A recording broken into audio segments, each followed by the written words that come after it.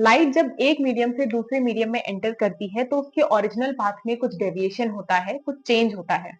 इसी प्रोसेस को हम कहते हैं refraction of light. Let us understand with this diagram. Suppose this is the medium 1, this is medium 2 और ये बाउंड्री है इन दोनों मीडिया की।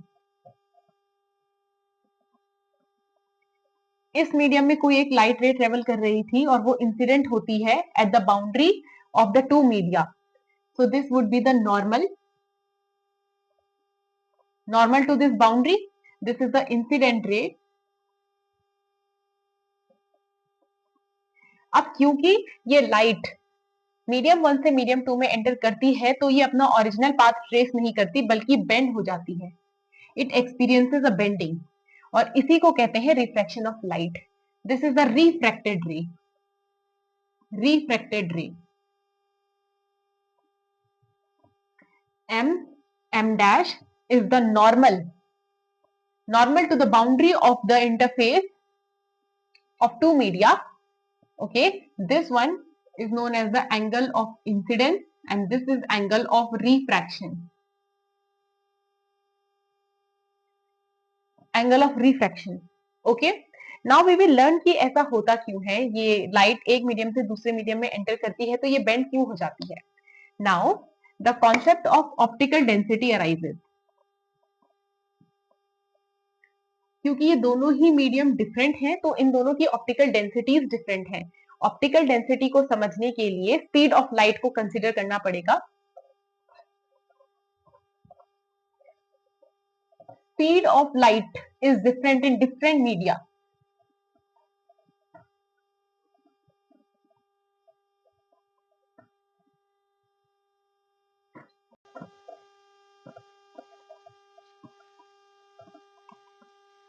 तो ऑप्टिकल डेंसिटी के बारे में बात करते हैं। ऑप्टिकल मीडियम कोई एक ऐसा मीडियम होता है जो ट्रांसपेरेंट होता है और जिसके थ्रू लाइट ट्रेवल कर सकती है। अब ऑप्टिकल डेंसिटी के बेसिस पे ऑप्टिकल मीडियम दो टाइप के होते हैं, रेयर और डेंस। ऑप्टिकली रेयरर मीडियम होता है जिसमें लाइट की स्पीड ज्यादा होती है और लाइट फास्ट मूव करती है।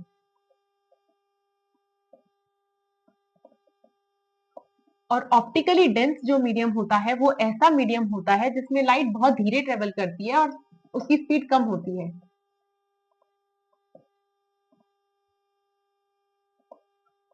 ओके, अब रिफ्रैक्शन की बात करते हैं कि रिफ्रैक्शन कैसा होता है लाइट का जब वो मूव करती है रेयर से डेंस में और डेंस से रेयर में। तो सपोज ये एक रेयर मीडियम है और ये डेंस मीडियम है। लाइट रे एंटर करती है, दिस इज नॉर्मल। जब लाइट रे रेयर मीडियम से डेंस मीडियम में एंटर करती है it bends towards the normal like this. Okay, on the other hand अगर कोई लाइट रे डेंस मीडियम से रेयर मीडियम में मूव कर रही है then this is the normal. तो इस केस में light ray will bend away from the normal like this. Okay,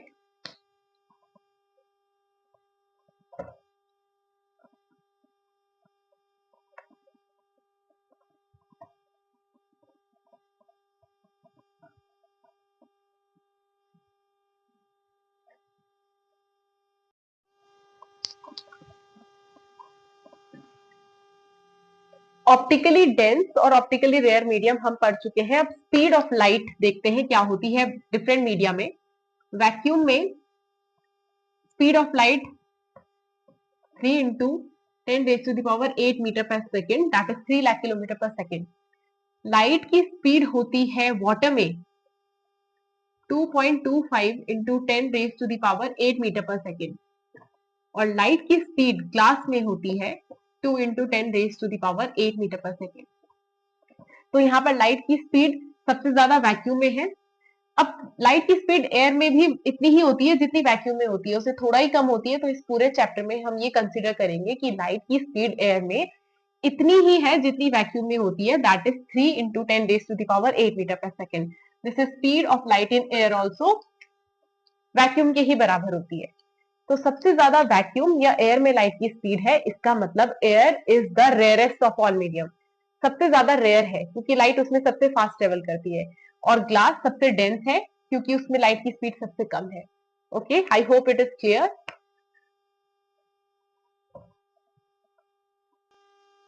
अब हम पढ़ते हैं laws of refraction.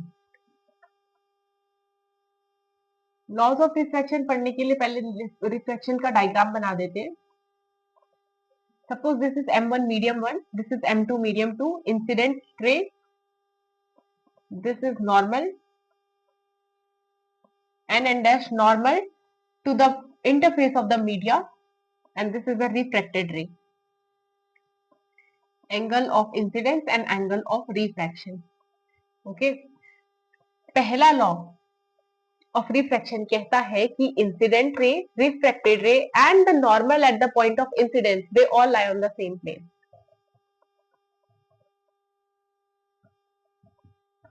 Incident ray, refracted रे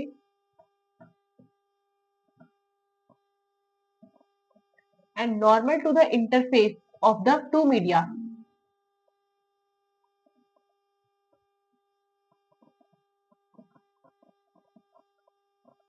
at the point of incidence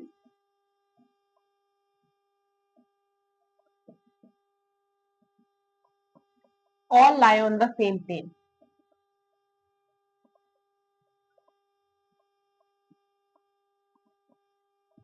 This one is same as the law of reflection, लेकिन second law of refraction थोड़ा different है। Second law of refraction बहुत important भी है आगे के लिए भी। सेकेंड लॉ कहता है कि अगर आपके पास the pair of media is fixed for a given pair of media, अगर ये M1 और M2 सेम है, आपको पता है, और ये लाइट की वेवलेंथ भी सेम है, एक सर्टेन वेवलेंथ की लाइट के लिए और a given pair of media के लिए, sine of angle of incidence और sine of angle of refraction का रेशियो हमेशा कांस्टेंट होता है। That is sine of angle i और साइन ऑफ एंगल आर का ratio is always constant for a given pair of media and for a given light. मतलब light की wavelength भी same होनी चाहिए और वो मीडिया अगर फिक्स्ड है तो उसके लिए हमेशा साइन आई और साइन आर का रेशियो कांस्टेंट होता है, और इसी को रिफ्रैक्टिव इंडेक्स भी कहते हैं, denoted by N. refractive index of medium 2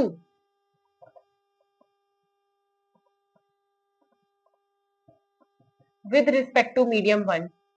अभी रिफ्रैक्टिव इंडेक्स क्या होता है इसके बारे में अभी आगे पढ़ते हैं कि कैसे इसे एक्सप्रेस करते हैं और इसका मीनिंग क्या होता है।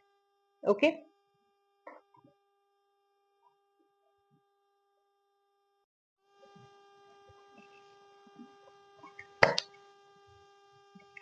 Now let us understand refractive index numerically क्या होता है वो देखते हैं।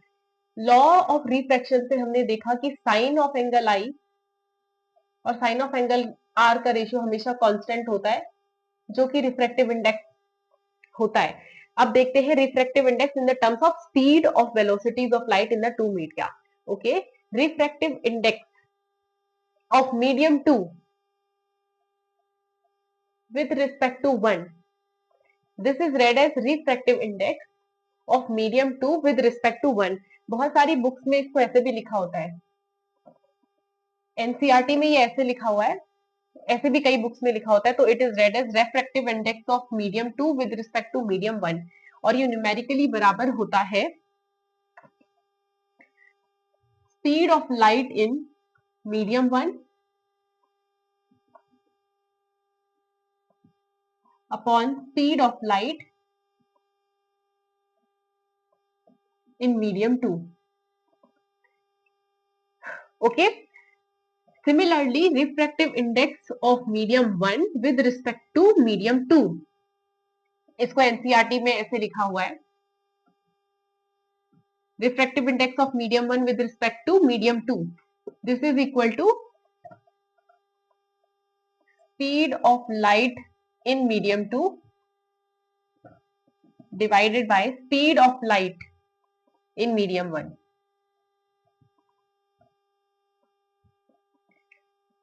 So this is the numerical expression for refractive index in terms of speed of light in the two media. Now we will learn about absolute refractive index and relative refractive index. ये वाला diagram रहने देते हैं।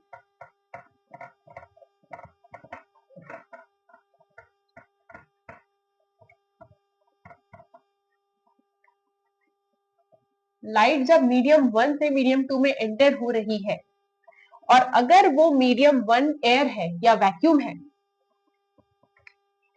अगर ये medium 1 air या vacuum है, इस केस में मीडियम 2 का refractive index with respect to air या वैक्यूम हम एक्सप्रेस करते हैं और इसी को कहते हैं absolute refractive index.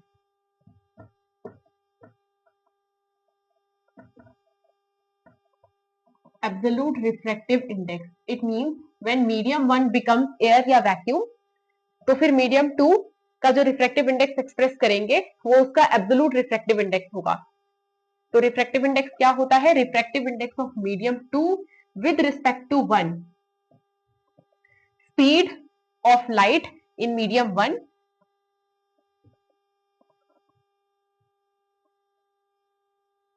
in medium 1 upon speed of light in medium 2।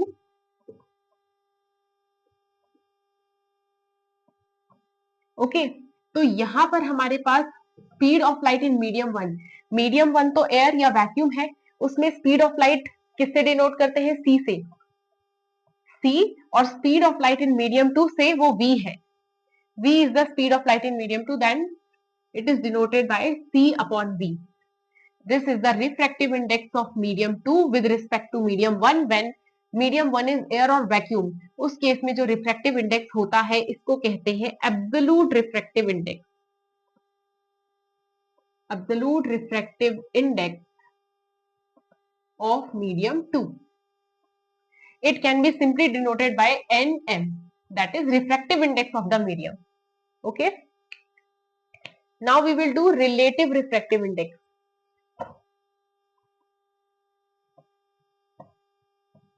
Relative refractive index जब मीडियम 1 एयर या वैक्यूम नहीं है, कुछ भी और है, उस केस में जो मीडियम 2 का रिफ्रैक्टिव इंडेक्स हम एक्सप्रेस करते हैं that is known as a relative refractive index of that medium. अब ये मीडियम 1 एयर या वैक्यूम नहीं है, कोई भी अदर मीडियम हो सकता है।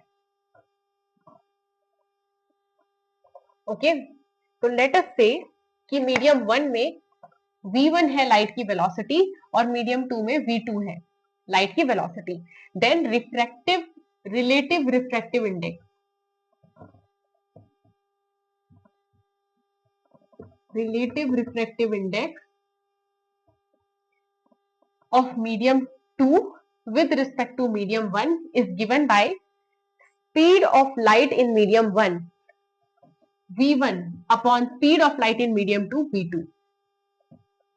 This is the relative refractive index of medium 2 with respect to 1। Relative refractive index of medium 1 with respect to 2 is given by speed or velocity of light in medium 2 upon speed of light in medium 1। This is the relative refractive index, same as we did earlier। Absolute वाले में क्या होगा? बस medium 1 वहां पर air होगा, तो air के रिस्पेक्ट में जो भी मेजर करते हैं हम किसी मीडियम का रिफ्रैक्टिव इंडेक्स, वो एब्सोल्यूट होता है। और पहला मीडियम एयर नहीं है, कुछ भी और है, तो relative refractive index. Okay, now refractive index एक नंबर है, प्योर नंबर है, स्पीड अपॉन स्पीड, तो इसकी कोई यूनिट नहीं होती, ये यूनिटलेस होता है।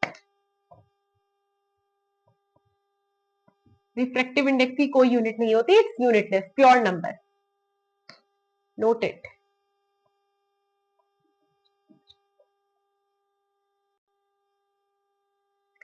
तो रिफ्रैक्शन में अभी हमें एक और चीज पढ़नी है, वो है refraction through a rectangular glass slab.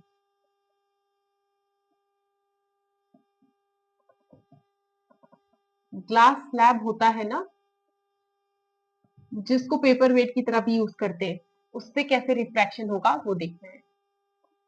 Suppose this A B C D, ये एक ग्लास स्लैब है। ओके, एक लाइट रे से ऐसे इंसिडेंट होती है।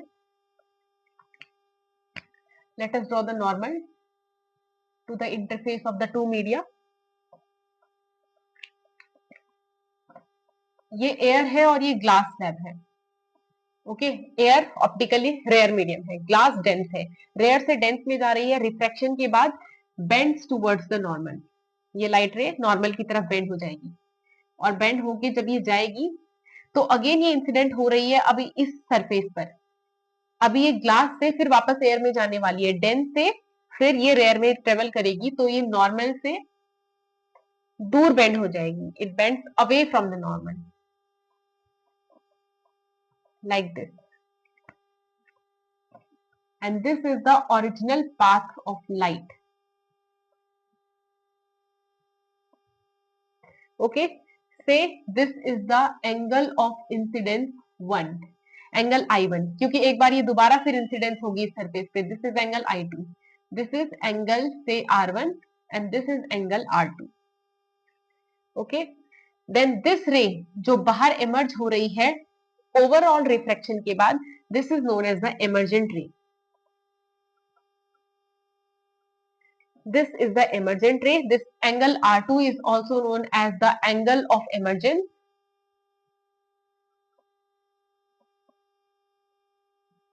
यहां पर you would note कि लाइट अब दोबारा पैरेलल ट्रेवल करती है, अपने ओरिजिनल जो उसका पाथ था उसके पैरेलल डायरेक्शन में ट्रेवल करने लग जाती है. ऐसा इसलिए होता है क्योंकि यहाँ पर लाइट रे का रिफ्लेक्शन 2 बार होता है, that is equal in opposited nature. उसकी वजह से जो इमर्जेंट रे है that becomes parallel to the original path of the light. If you draw a perpendicular from this point to this original path of the light, light emergent रे same उसी direction में travel कर रही है, बस थोड़ा सा शिफ्ट हो गई है. तो this shift between the emergent रे and the actual path of the light, suppose this is O and this is M, this OM distance gives you the lateral displacement of this ray. Lateral displacement also called lateral shift or lateral shift. Okay, तो glass slab से जब किसी light रे का reflection होता है, emergent ray parallel हो जाती है ओरिजिनल लाइट का जो डायरेक्शन होता है उसके, बस एक शिफ्ट देखने को हमें मिलता है जिसको हम कहते हैं lateral shift, which is the perpendicular distance between the emergent ray, perpendicular distance between the emergent ray and the original path of the light ray. Okay, note this one also.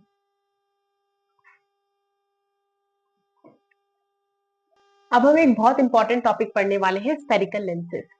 Lenses refracting surface होते हैं, दो surfaces से मिलकर बनते हैं, और spherical lens होने के लिए उस लेंस का कोई एक रिफ्रैक्टिंग सरफेस स्फेयर का पार्ट होना जरूरी है. For example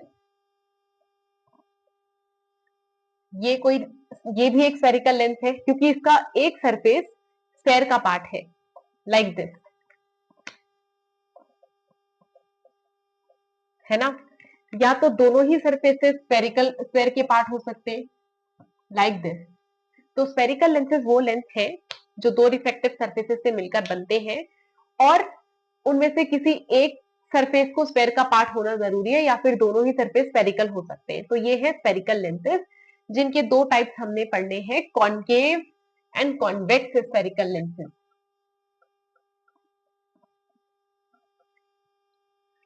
This lens is the convex lens, also known as double convex lens, क्योंकि दोनों सरफेसेस इसके कॉन्वेक्स हैं.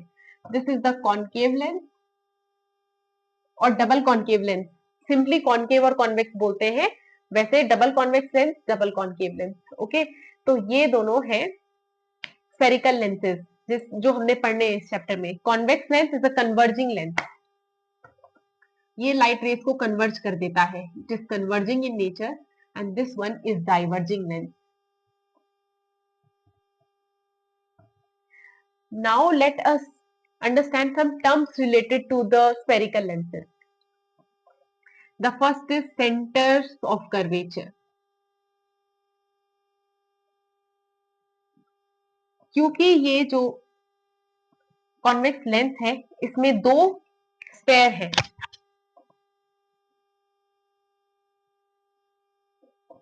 तो दो सेंटर ऑफ कर्वेचर्स होते हैं. स्फेरिकल लेंस के दोनों रिफ्रैक्टिंग सरफेसेस दो स्फेयर के पार्ट हैं, उन दोनों स्फेयर के अपने सेंटर्स होंगे C1 C2. इन्हीं को बोलते हैं सेंटर ऑफ कर्वेचर। तो लेंस के दो सेंटर ऑफ कर्वेचर होते हैं।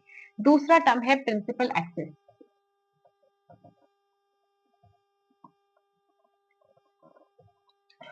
Principal axis is the line passing through the both center of curvature. Imaginary line that passes through the center of curvature of the lens is known as the principal axis. Third term is optical center. Optical center is the midpoint of this lens. ये this is known as optical center or simply denoted by O. One very important thing, कोई भी light रे जो इस optical centre से पास करती है उसका कोई डेविएशन नहीं होता। That passes straight through the lens. Okay, इसका कोई भी रिफ्रैक्शन, इसका कोई भी डेविएशन नहीं होगा रिफ्रैक्शन के बाद जो ऑप्टिकल सेंटर से पास करेगी। The last term is aperture denoted by capital A. ये लेंस दिख रहा है, इसकी effective diameter this mm dash is called the aperture of the lens.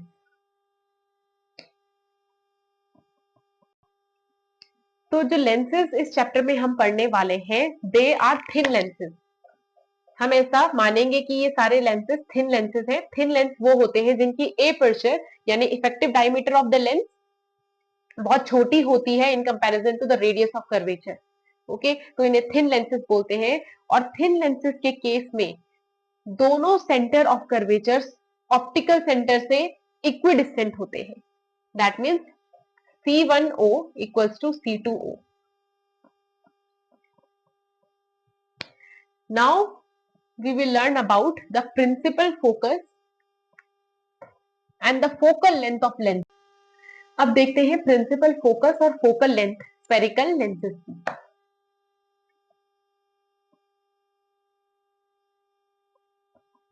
Principal focus and focal length.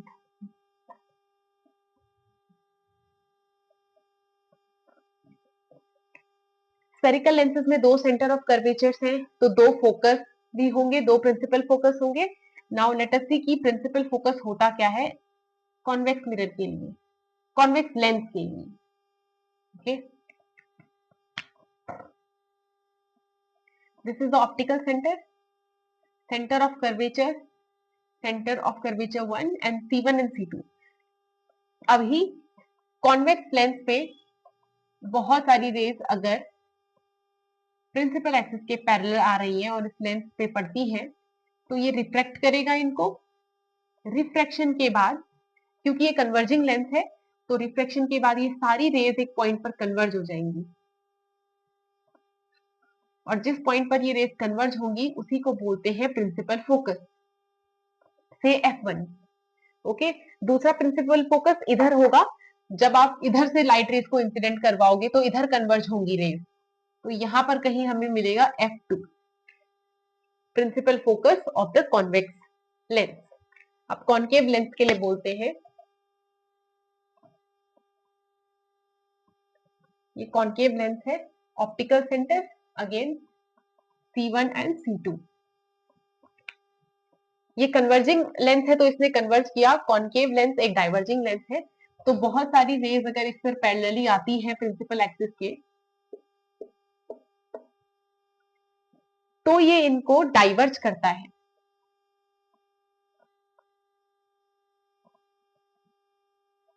Refraction के बाद ये सारी रेज डाइवर्ज होंगी such that they appear to come from a common point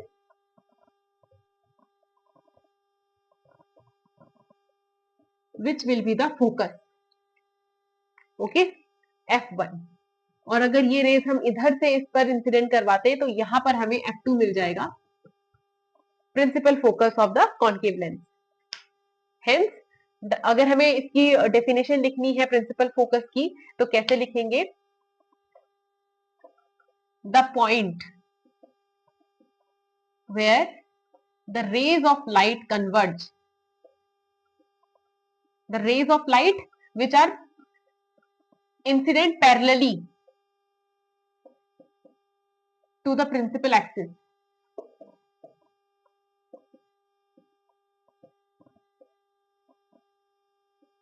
converge after refraction. The point where the rays of light that were incident on the lens parallelly to the principal axis converge after refraction is known as the principal focus of convex lens. और concave lens के लिए the point from where the rays of light falling parallel to the principal axis appear to diverge after refraction is known as the focus. Okay, so the point from where the rays of light appear to diverge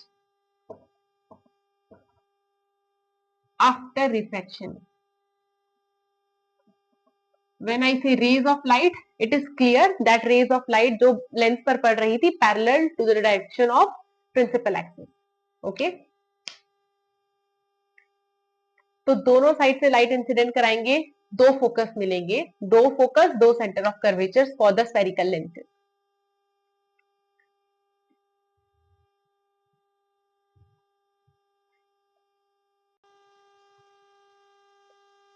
So this is clear. Now focal length. The focal length is the distance between the focus and the optical center. Okay, ये है focal length denoted by small f.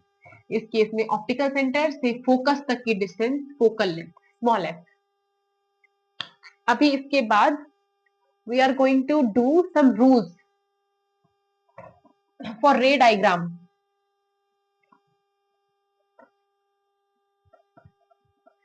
Lenses से कैसे raise पास होती है वो सब हम rules पढ़ने वाले हैं.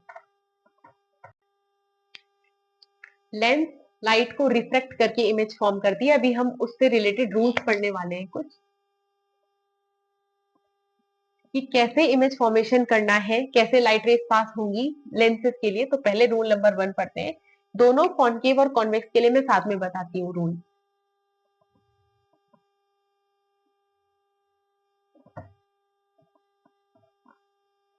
ओके, पहले बना लेते हैं optical centre.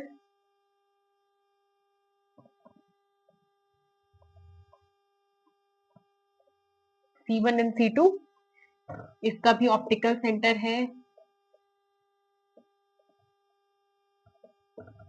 C1 and C2. Rule number 1 says that अगर लाइट रेज इंसिडेंट होती है इस कॉन्वेक्स मिरर पर, कॉन्वेक्स लेंस पर, तो क्योंकि ये कन्वर्जिंग लेंस है, parallel to the principal axis कोई लाइट रे अगर इस पर इंसिडेंट होगी तो वो फोकस से पास होगी.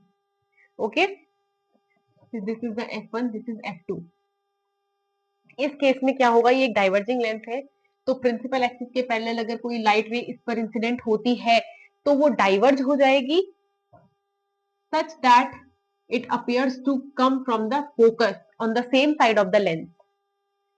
रूल नंबर 1 क्या था, कॉन्वेक्स लेंस के लिए अगर कोई लाइट रे प्रिंसिपल एक्सिस के पैरेलल इस पर इंसिडेंट होती है तो रिफ्रैक्शन के बाद वो फोकस से पास हो जाएगी. किस फोकस से, which is situated on the opposite side of the lens. ठीक है, कॉन्केव लेंस में क्या होगा, लाइट रे आई parallel to the principal axis, diverging lens है, डाइवर्ज हो गई such that it appears to come from the focus which is on the same side of the lens. Okay, rule number 2,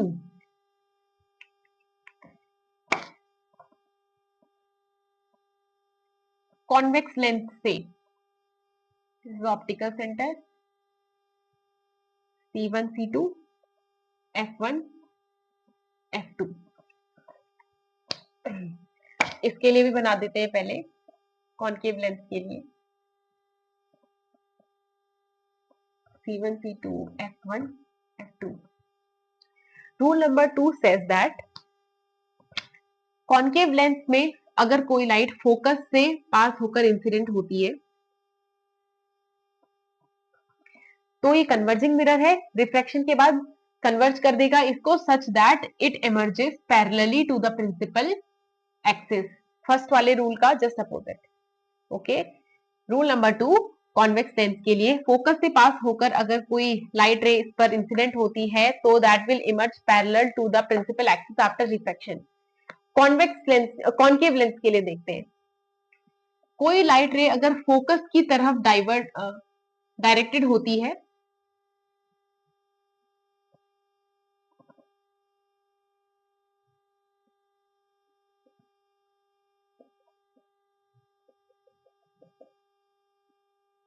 focus की तरफ कोई light रे directed थी तो ये एक डाइवर्जिंग लेंस है, डाइवर्ज कर देगा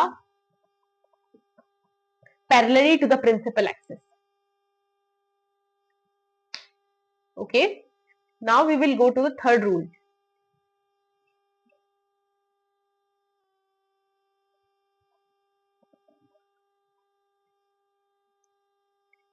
थर्ड रूल को ऑप्टिकल सेंटर को जब डिफाइन कर रहे थे तो ऑलरेडी हमने थर्ड रूल पढ़ लिया है, बहुत इजी है दोनों लेंसेज के लिए। एक बार उसको फिर रिवाइज करते हैं।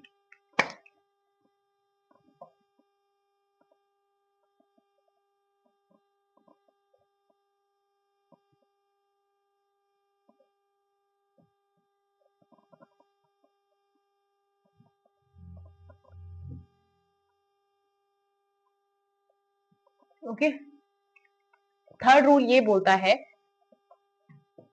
अगर कोई भी लाइट रे कॉन्वेक्स लेंस के या कॉनकेव लेंस के भी ऑप्टिकल सेंटर से पास करती है तो उसका कोई डेविएशन नहीं होगा, वो एज सच इमर्ज हो जाएगी सेम डायरेक्शन में। सिमिलरली रूल नंबर 3 इसके लिए भी यही है कि अगर इसकी ऑप्टिकल सेंटर से पास करती है तो without any reflection that will pass. Okay, this was the third rule.